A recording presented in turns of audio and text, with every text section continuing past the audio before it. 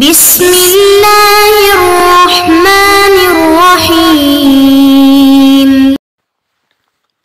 أعوذ بالله من الشيطان الرجيم. بسم الله الرحمن الرحيم. سورة أنزلناها وفرضناها وأنزلنا فيها آيات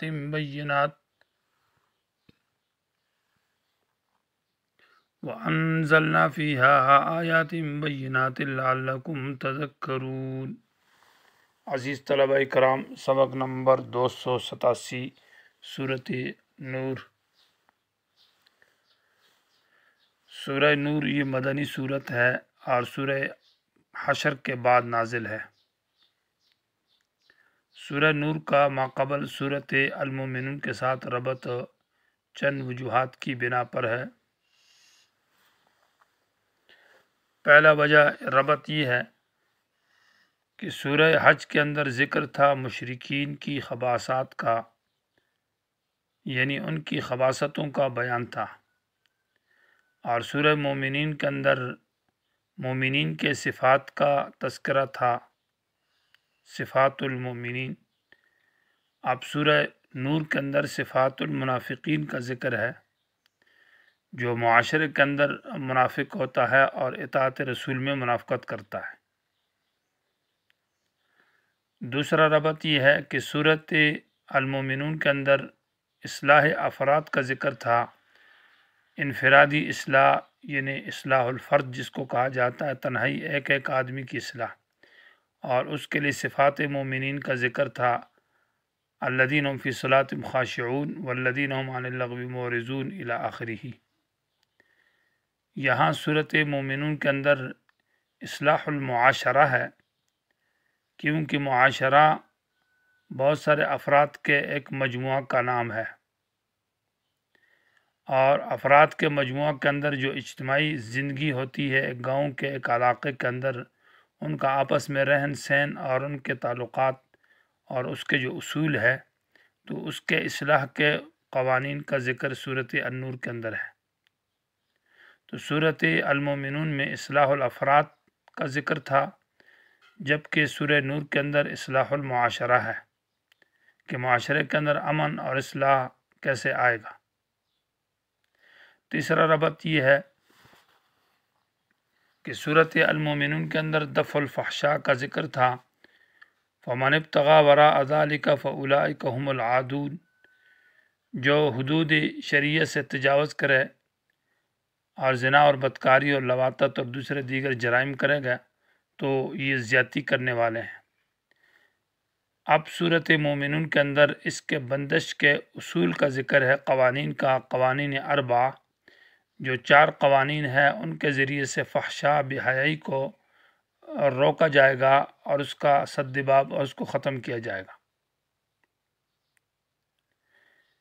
چوتھا ربط یہ ہے کہ پہلے ذکر تھا ان خصلتوں کا اور ان صفات کا جس سے انسان آخرت میں کامیابی حاصل ہوتی ہے، یعنی خصال اور صفات کا ذکر تھا جو کامیابی برائے آخرت کے لیے، اور اب سورۃ نور کے اندر ذکر ہے ایسی صفات اور ایسی خصلتوں کا جس کی وجہ سے انسان دنیا کے اندر کامیاب رہتا ہے، پاک دامن اور عفیف رہتا ہے۔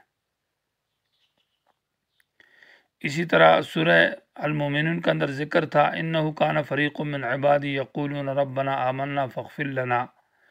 عباد الصالحین جو نیک لوگ تھے ان کا تذکرہ تھا کہ ان کی وجہ سے تم کو میری یاد سے تم بھول گئے۔ تو اب ان رجال کا مصداق کا بیان ہے سورہ نور کے اندر، رجال لا تلہیہم تجارت ولا بیع عن ذکر اللہ، یا ان پر تہمت لگائی ہے، اس کا تذکرہ ہے۔ سورۃ المومنون کے اندر تحلیہ کا ذکر ہے، تحلیہ معنی اچھی صفات کے ساتھ مزین ہونا، یہ چھوٹی ہا کے ساتھ ہے، اور سورہ نور کے اندر تخلیہ کا ذکر ہے کہ بری صفات اپنے آپ سے صاف کرنا۔ تو یہ صورت ماقبل صورت نور کے ساتھ اس طرح کی مربوط ہے۔ اس میں ربط یہ ہے کہ اللہم نور قلوبنا بنور الفرقان، اے اللہ ہمارے دل کو منور کر نور فرقان کے ساتھ۔ سورت کا دعویٰ ہے دفع الفحشاء و اصلاح المعاشرہ فی الافعال والاقوال۔ دفع الفحشاء کا معنی یہ ہے کہ یہاں جو بے حیائی معاشرے کے اندر پھیلتی ہے، بدکاری، جرائم، تو ان کو دور کرنے کے جو اصول اور جو قوانین ہیں تو ان کا تذکرہ ہے صورت نور کے اندر، اور اسی طرح معاشرے کی اصلاح ہے۔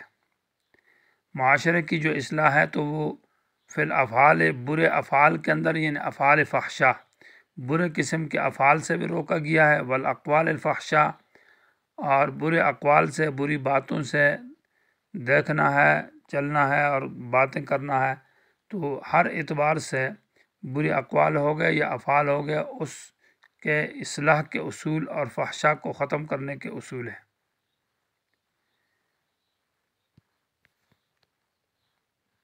یعنی صورت المومنون کے اندر توحید کا بیان تھا، توحید فی البرکات، کہ مومن موحد ہو، لیکن اس کے ساتھ ساتھ مومن کے لیے ضروری ہے کہ توحید کے ساتھ وہ عفیف اور پاک دامن بھی ہو، تو اس کی پاک دامنی کے اور اس کے عفت کے اصول کا ذکر ہے صورت نور کے اندر۔ دفع الفحشاء یعنی ایک تو یہ ہے کہ فحشاء معاشرے کے اندر پھیل جائے، بے حیائی معاشرے میں پھیل گئی، معاشرہ گندہ ہو گیا، تو ابھی اس کی صفائی کا کیا طریقہ کار ہے کہ معاشرے کو صاف کیا جائے، تو اس کے لیے صورت کے ابتدا میں 4 قوانین کا ذکر ہے، اور ان قوانین کا مطلب یہ ہوگا کہ معاشرے کے اندر بے حیائی اور بدکاری پھیل گئی ہے، اب اس کا ختم کیا جائے، اس کو دور کیا جائے، تو اس کو کہتے ہیں دفع الفحشاء۔ دوسرے نمبر پر چیز جو ہے وہ سد باب الفحشاء ہے، کہ بے حیائی آئی ہی نہیں ہے، اور بے حیائی کی روک تھام کے لیے پہلے ہی سے ایسے اصول مقرر کیے جائیں، ایسے قوانین کہ وہ بے حیائی معاشرے کے اندر نہ آئے اور معاشرہ پرامن رہے، تو اس کو کہتے ہیں سد و باب الفحشاء، کہ فحشاء کے دروازے کو بند کیا جائے بے حیائی کو، تو اس کے لیے 11 آداب کا ذکر ہے۔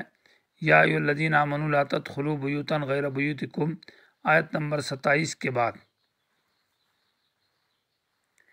سورت کا خلاصہ اجمالی یہ ہے کہ سورت کے اندر دفع الفحشاء کے 4 قوانین ابتدا میں ذکر ہے، آیت نمبر 10 تک، اس کے بعد منافقین کو زجر ہے، اور پھر آداب ذکر ہے، 11 آداب ہے جو سد الباب کے اعتبار سے ذکر کیے گئے، یعنی ان کو بھی 11 آداب کے ہیں یا 11 اصول کے ہیں کہ بے حیائی بند کی جائے۔ اس کے بعد مسئلہ توحید کو بیان ہے، اللہ نور السماوات والارض، اور اصحاب النور اور اصحاب الظلمات کی مثالیں پیش کی ہے، اور توحید کے اوپر دلائل عقلیہ ذکر ہیں، اور پھر صفات المنافقین 10 ذکر ہے، اور 6 صفات المومنین ہے، اور ترغیب الی الاطاعت ہے، اور آخر میں دفع الحرج کے 3 اصول ذکر کیے ہیں۔ تفصیلی خلاصہ یہ ہے کہ سورت کے ابتدا میں پہلی آیات کے اندر عظمت قرآن ہے اور ترغیب الی الکتاب ہے، اس کے بعد آیت نمبر 2 سے لے کر آیت نمبر 10 تک 4 اصول کا ذکر ہے، جس میں پہلا اصول یہ ہے کہ مجرم کے اوپر رحم نہ کیا جائے، بلکہ مجرم کو اور زانی اور بدکار کو سزا دی جائے۔ لا تأخذکم بہما رأفۃ فی دین اللہ، کہ ہر مجرم جب جرم کرتا ہے تو اس کو سزا دی جائے اور اس پر رحم اور ترس نہ کیا جائے، ورنہ معاشرے کے اندر بدکاری اور بے حیائی ختم نہ ہوگی۔ دوسرا اصول ذکر کیا ہے، الزانی لا ینکح الا زانیۃ وحرم ذلک علی المؤمنین، کہ اہل زنا اور اہل فحشاء سے نفرت کی جائے، ان سے بائیکاٹ کیا جائے، گندے معاشرے اور گندے لوگوں سے، تاکہ معاشرے کے اندر صفائی پیدا ہو۔ تیسرا اصول ذکر کیا ہے کہ برے الفاظ پر بھی پابندی لگائی جائے، اور کوئی شخص کسی پر الزام اور تہمت لگائے تو اس کو بھی سزا دی جائے۔ والذین یرمون المحصنات ثم لم یأتوا بأربعۃ شہداء فاجلدوہم 80 جلدہ۔ چوتھا اصول ذکر کیا ہے کہ حتیٰ کہ اگر میاں بیوی بھی آپس میں ایک دوسرے پر تہمت لگائے تو ان کے درمیان میں جدائی اور لعان کا حکم جاری کیا جائے۔ یہ آیت نمبر 10 تک 4 اصول ذکر ہے۔ اس کے بعد واقع افق ذکر ہے جس میں حضرت عائشہ رضی اللہ تعالی عنہ پر تہمت لگائی، اور اس واقعے کے اندر منافقین کے اوپر زجرات مسلسل زجریں ہیں، اور کچھ زجرات مومنین کے بارے میں بھی ہے۔ یہ آیت نمبر 27 تک دوسرا باب ہے، آیت نمبر 11 سے لے کر آیت نمبر 27 تک۔ تیسرا باب یا ایھا الذین آمنوا لا تدخلوا بیوتا غیر بیوتکم سے شروع ہے، جو آیت نمبر 27 ہے۔ اس سے لے کر آیت نمبر 34 تک یہ تیسرا باب ہے۔ اس کے اندر 7 یا 11 کہیں 7 آداب کا ذکر ہے، یا آپ اس کو 11 کہہ دیں، انشاءاللہ تفصیل اپنے وقت پر موقع پر آئے گی۔ تو آداب کا ذکر ہے جن کا تعلق ہے سد و باب الفحشاء، یعنی بے حیائی کے دروازے کو بند کیا جائے۔